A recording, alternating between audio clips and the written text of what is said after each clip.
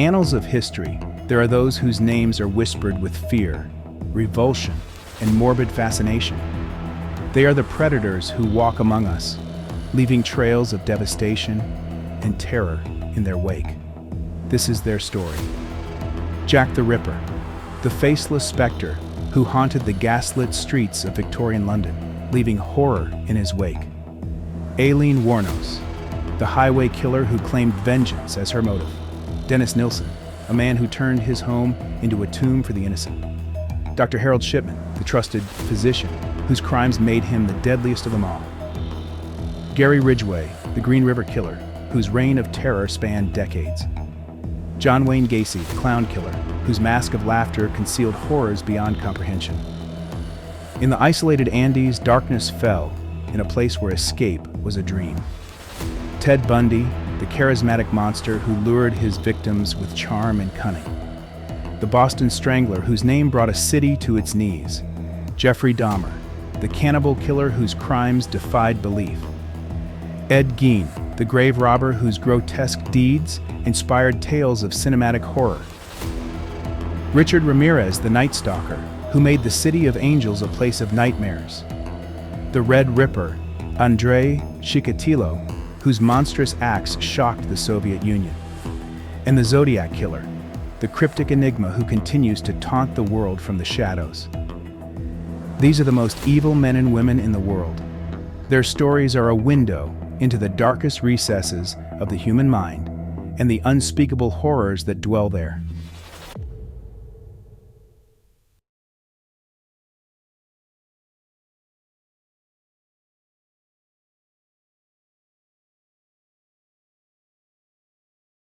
That's Hyde Police Headquarters, the center of one of the biggest ever police search operations in this country. Inside now, detectives are studying a police file, which day by day grows in content. And it's collecting evidence which might confirm the killings of young children up on the Pennine Moors about 7 or 8 miles from here. And police have taken away from the left luggage department at Manchester Central Station 2 suitcases. This trial is certain to make legal history, if only because the Attorney General himself is here leading for the prosecution. It's taking place in Chester Castle.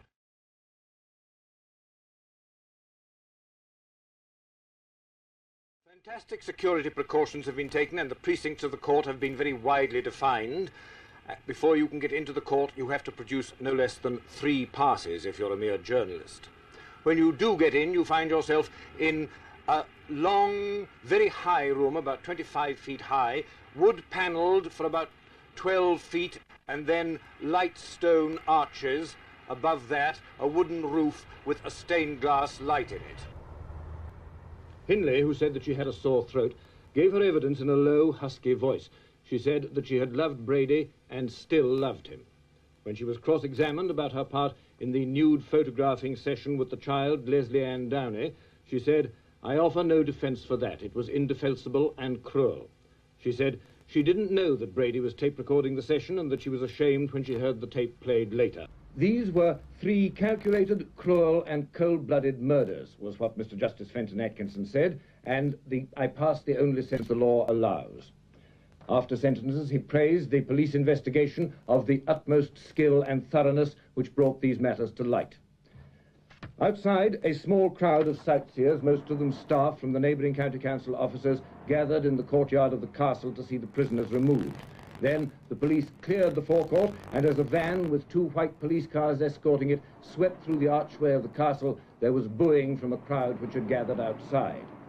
The duration of their imprisonment is now entirely at the discretion of the Home Secretary.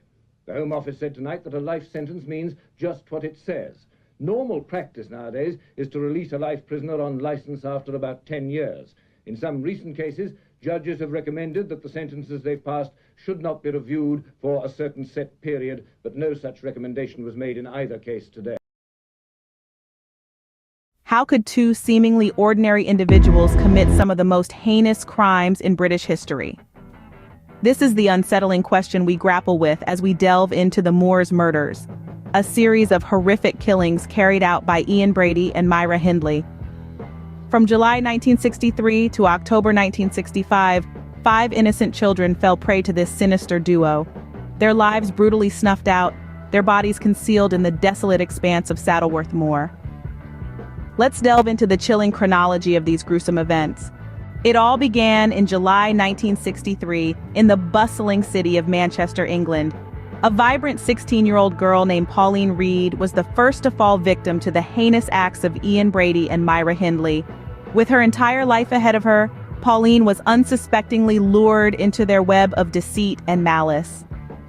On that fateful day, Hindley, who knew Pauline, persuaded her to get into their vehicle under the guise of helping to find a lost glove on Saddleworth Moor. Unbeknownst to Pauline, this would be her last journey. Once they arrived at the desolate moor, Brady joined them, and under the cover of isolation, they committed the unthinkable. Brady and Hindley were cunning, managing to avoid suspicion with their seemingly ordinary lives. They carried themselves as regular citizens, blending into the community, their monstrous acts concealed behind carefully constructed facades. They went about their daily routines, all while carrying the dark secret of Pauline's fate. And as the days turned into weeks, and weeks into months, Pauline's absence became a tragic mystery. The investigation was thorough, yet the answers remained elusive. The community was left to grapple with the horrifying reality that Pauline was gone, her final resting place a secret held by two of their own. This was just the start of a horrifying series of events. As the months passed, the city of Manchester was gripped by fear. The nightmare continued as innocent lives were snuffed out, one after the other. In November of 1963, just a few months after Pauline Reed's disappearance, 12-year-old John Kilbride became the second victim of this chilling series. He was last seen at a local market, and like Pauline, he never made it home.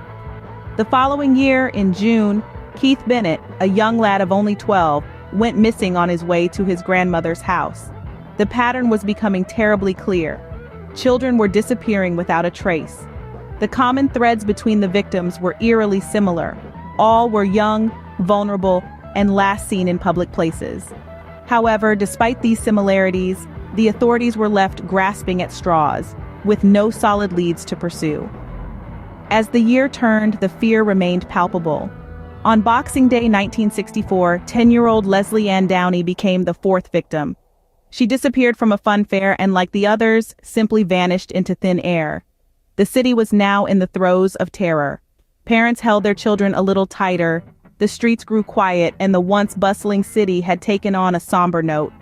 The joy of childhood was overshadowed by the looming threat that lurked in the shadows.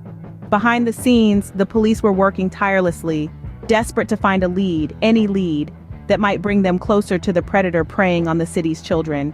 Yet, despite their best efforts, the case remained cold. The killer, or killers, remained elusive, invisible amongst the city's throngs. The pattern was there for everyone to see. Young lives were being stolen away, leaving behind a trail of heartache and unanswered questions. The city was on edge, the fear was palpable, and the sense of urgency was at an all-time high. Yet, despite the growing dread, the answers remained just out of reach. And then, in October 1965, everything changed. The murder of Edward Evans marked a turning point in this gruesome saga. 17-year-old Evans was the final victim of Brady and Hindley's monstrous killing spree. It was October 1965 when Brady, with the help of Hindley's brother-in-law, David Smith, carried out the brutal murder. Unlike the previous victims, however, Evans's death would not remain undiscovered for long.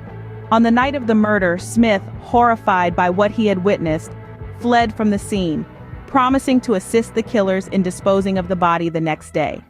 Instead, he and his wife reported the crime to the police, leading them to Brady and Hindley's doorstep. There, they found Edward Evans' lifeless body, marking the beginning of the end for the notorious murderers. The subsequent trial, held in April 1966, was a spectacle that gripped the nation. The evidence against Brady and Hindley was overwhelming. From the discovery of Evans's body at their residence, to the chilling tape recordings of their victims, and the photographs of the moors where they buried their victims, the pair were swiftly found guilty. Brady was convicted for the murders of John Kilbride, Leslie Ann Downey, and Edward Evans, while Hindley was found guilty of the murders of Downey and Evans, and for shielding Brady after Kilbride's murder. Brady received 3 life sentences, and Hindley was handed 2, plus a 7-year term for harboring Brady. The judge, Justice Fenton Atkinson, described the pair as 2 sadistic killers of the utmost depravity. They were to spend the rest of their lives behind bars, their names becoming synonymous with evil. Yet, as the prison doors closed on Brady and Hindley, the case was far from over. The haunting question remained: where were the bodies of Pauline Reed and Keith Bennett? Despite the pair's conviction, the families of these victims were left to wonder, their loved ones still missing, their final resting places unknown. But the story doesn't end there. Even after their conviction, Brady and Hindley held a dark secret. A chilling secret that would remain buried in the desolate expanses of Saddleworth Moor for more than 2 decades. The bodies of 2 victims were found there in 1965, entombed in makeshift graves. Yet the moor held more sorrow beneath its rugged surface. In the year 1987, a 3rd grave surfaced, revealing the remains of another lost soul. The grim discovery was a stark reminder of the horrors committed by Brady and Hindley, but there was one more secret that the moor was yet to surrender. Keith Bennett, a child of only 12 when he disappeared, is believed to have been the moor's final victim. Despite countless searches and pleas from his heartbroken mother, Keith's resting place remains unknown to this day. The moor, it seems, has chosen to keep this secret, adding an extra layer of torment to an already unthinkable tragedy. As for Brady and Hindley, their lives played out within the cold, unforgiving walls of prison. Hindley passed away in 2002, eternally linked to the atrocities she committed. Brady followed 15 years later, taking his last breath in 2017.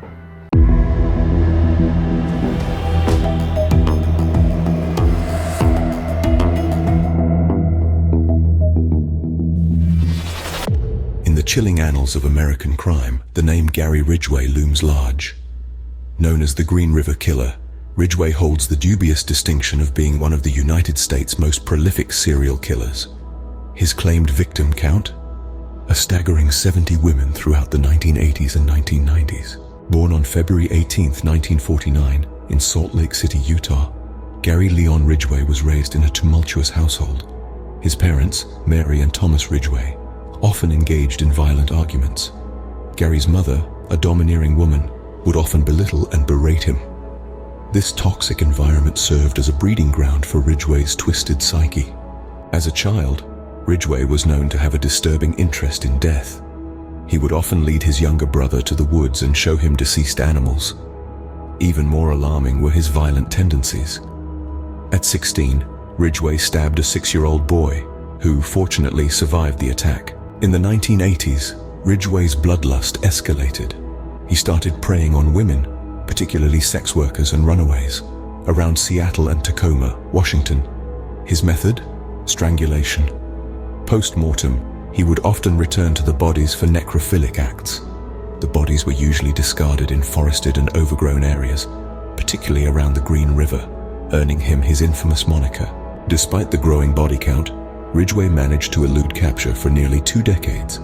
He was first arrested in 1982 on charges of solicitation, but was released due to insufficient evidence. In 2001, however, advancements in DNA technology finally caught up with Ridgway. The law enforcement had preserved samples from the Green River crime scenes, and when retested, these samples matched Ridgway's DNA. Upon his arrest, Ridgway confessed to the murder of 48 women, though he later claimed the number was closer to 70. In exchange for revealing the locations of still missing women, he was spared the death penalty and instead received a sentence of life imprisonment without parole. Ridgway's story is a harrowing tale of unchecked violence and a system that struggled to catch up with him. His reign of terror left an indelible impact on the communities he preyed upon, forever scarring the psyche of the Pacific Northwest. His case also had profound implications on the justice system. It highlighted the importance of advancements in forensic science in solving cold cases, and underlined the need for a more effective system to protect vulnerable women from predatory violence. In the end, the tale of Gary Ridgway serves as a grim reminder of the darkness that can lurk beneath the surface of ordinary men, and the devastation they can cause when their monstrous impulses are left unchecked. His story continues to echo in the annals of true crime, a chilling testament to the evil that humans are capable of.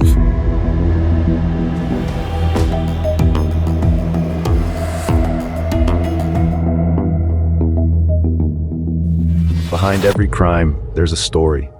And behind the infamous Aileen Wuornos, there's a tale of unimaginable hardship. Born Aileen Pittman in Rochester, Michigan, in the early years of the Second World War, her life was marred by turbulence from the start. Her father, a child molester who spent most of her life in prison, never met her. Her mother, unable to cope with the pressures of parenthood, abandoned Aileen and her brother to their grandparents when Aileen was just 4 years old. Growing up, Aileen found herself caught in a whirlwind of abuse and neglect.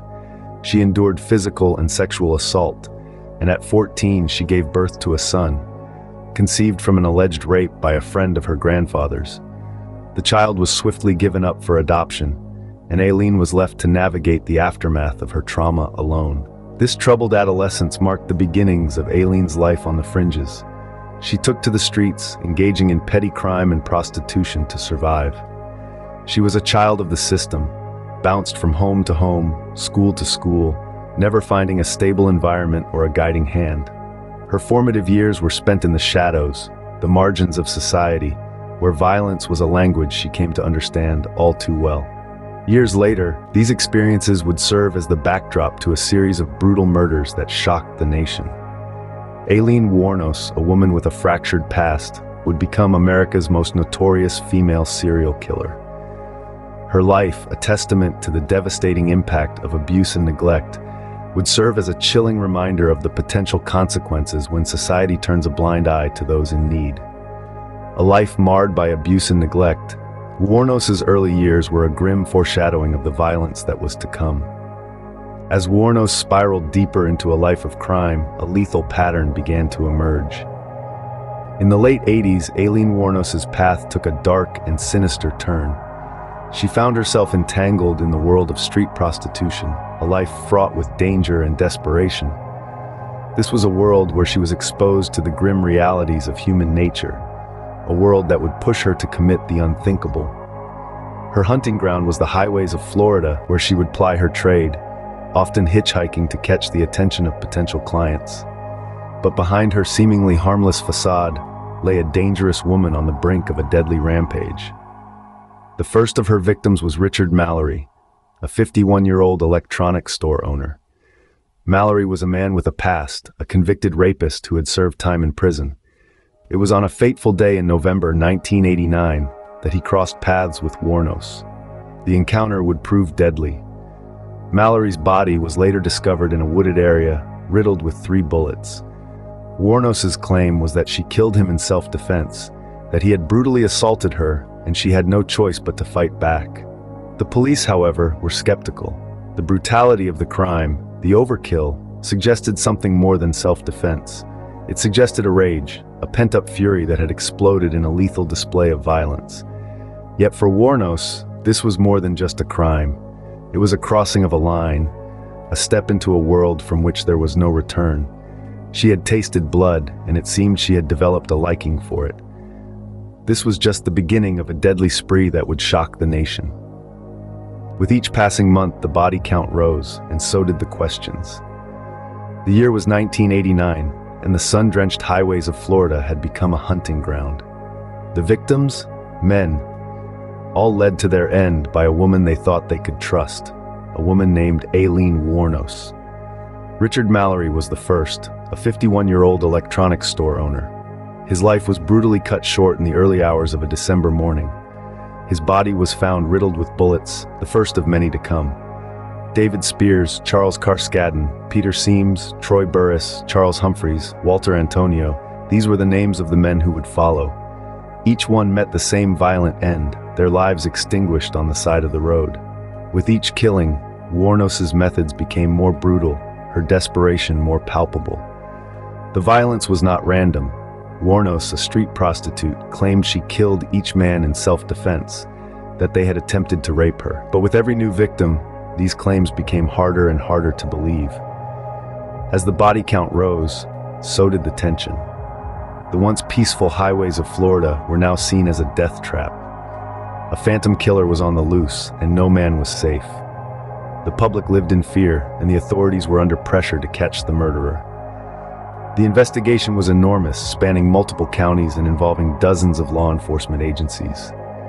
It was a race against time, a desperate search for a killer who was always one step ahead.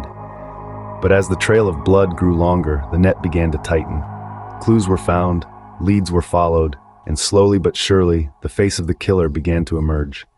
7 men dead, a state in fear, and one woman at the center of it all.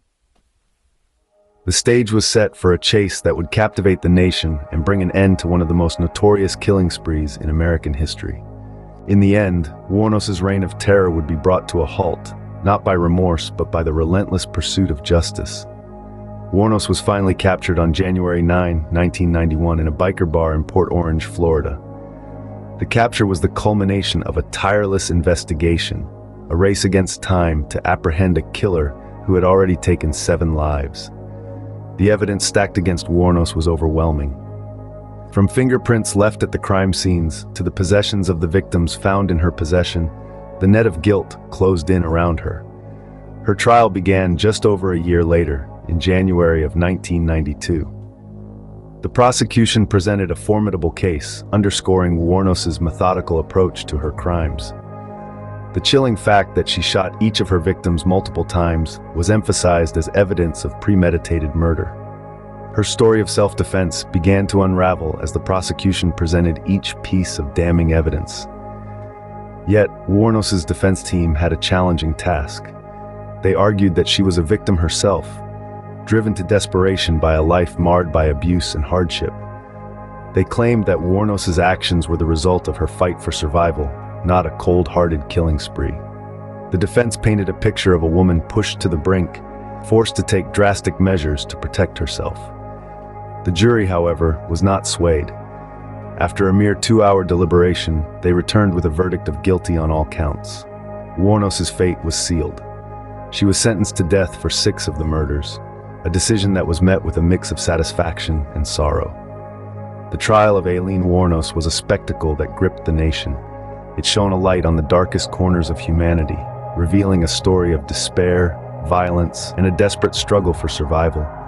But at its core, it was a tale of justice served, of a society refusing to let such heinous crimes go unpunished. Wuornos was sentenced to death, a fitting end for some, but a tragic conclusion for others. From the streets to the courtroom, and finally, to death row. Wuornos's journey was one marked by violence and loss. After her trial, Wuornos was condemned to live out her days in the cold, sterile environment of Florida's death row, a far cry from the open highways she once roamed. More than 10 years of her life were spent in this limbo, waiting for a fate that was both inevitable and terrifying. Despite the harsh realities of her surroundings, Wuornos was not entirely isolated. She shared her space with other inmates, each with their own stories, their own crimes.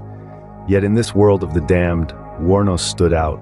The violence of her crimes, the media attention, the very fact that she was a woman in a sea of men, all this made her a figure of fascination and dread. Her final days were a countdown to a predetermined end. As the date of her execution drew nearer, Wuornos's behavior became increasingly erratic. Some say she was haunted by her past.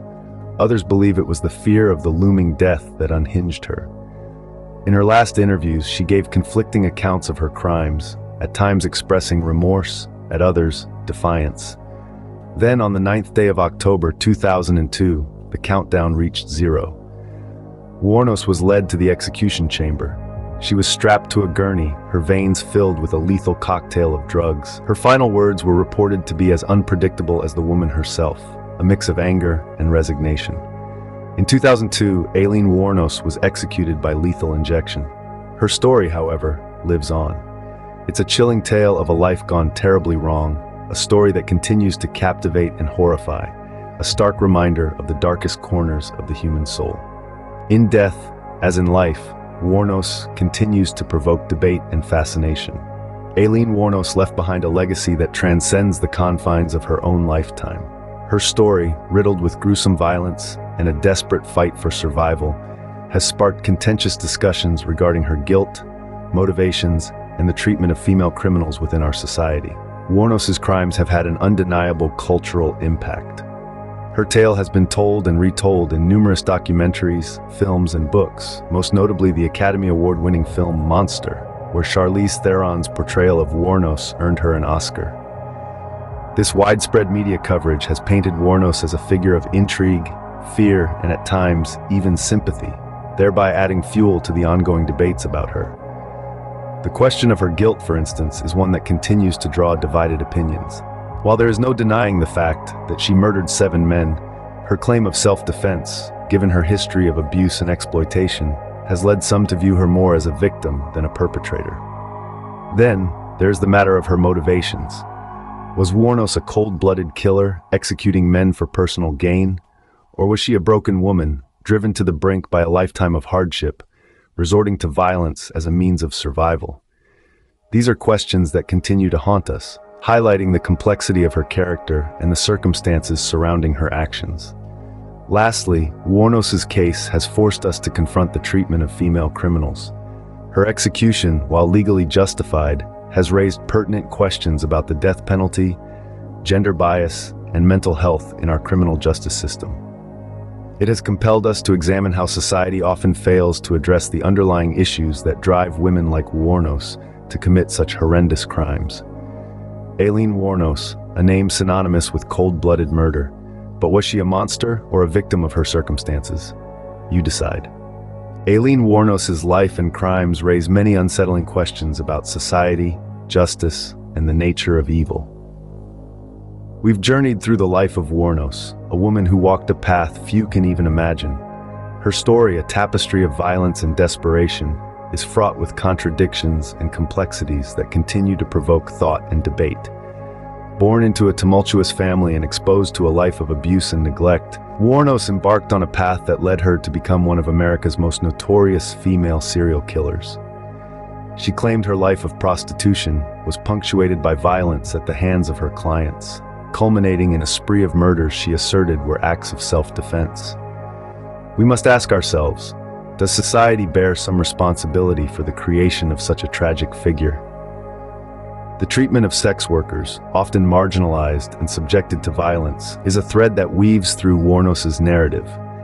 It highlights the urgent need for comprehensive reforms to protect these vulnerable individuals and prevent such grim outcomes. Wuornos's trial and subsequent death sentence also bring to the forefront questions about the justice system and the death penalty. Was this a case of justice served, or a system too eager to make an example of a woman who defied society's expectations of female criminals? The stark reality is that Wuornos was one of the few women sentenced to death in the United States in the past several decades. This fact alone should give us pause, forcing us to scrutinize the application of capital punishment. Furthermore, the media portrayal of Wuornos as a monster, a label rarely applied to her male counterparts, highlights the disparity in how society perceives and understands female criminals. It points to an inherent bias that often reduces complex human beings to simple caricatures of good and evil. This is not to absolve Wuornos of her crimes or minimize the suffering of her victims. Instead, it is to wrestle with the uncomfortable truth that evil is not born in a vacuum. Each of us is a product of our environment, and Wuornos's environment was, without doubt, one marked by trauma and violence. Ultimately, the story of Aileen Wuornos serves as a mirror held up to society, reflecting back our own prejudices, failings, and fears. It forces us to confront the harsh realities that often lead individuals down such destructive paths, and challenges us to seek solutions that extend beyond punishment alone. Aileen Wuornos, a name etched in infamy, her story a chilling reminder of the darkness that can lurk in the most unexpected places. And this is the last time I'm going to say it. You have to kill Aileen Wuornos because she'll kill again.